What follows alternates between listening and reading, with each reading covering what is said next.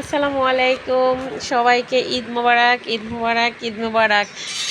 ঈদের দ্বিতীয় দিন চলে আসলাম ঘুরতে। আমরা সবাই মিলে রেস্টুরেন্টে ঘুরতে আসছি। আসলে অনেক ভালো লাগলো সবাই মিলে পুরো ফ্যামিলি।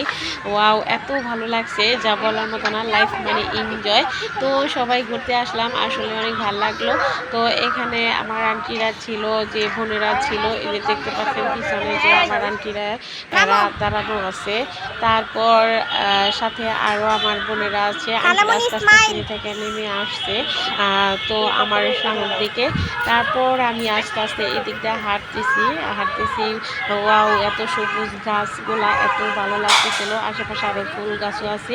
আবার এখানে একটা দেখতে পাচ্ছেন বসার মতো সুন্দর একটা স্পেস আছে। সেখানে আমি বসলাম। এখানে অনেকেই সেলফি-টেলফি তোলে বসে। তো আমিও এখানে বসলাম। ওয়াও! অনেক ভালো লাগলো বসে।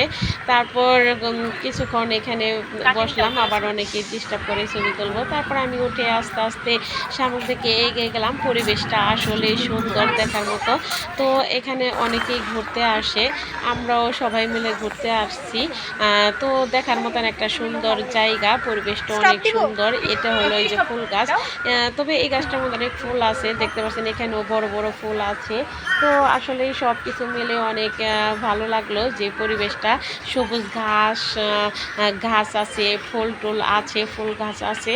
তো আসলে পরিবেশটা আসলেই অন্যরকম ফিল করতেছিলাম।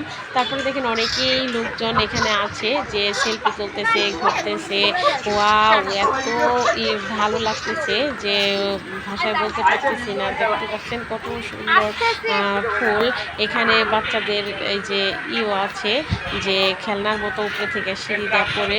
আবার ফিরে দেখুন ছোট ছোট গাছে অনেক ফুল।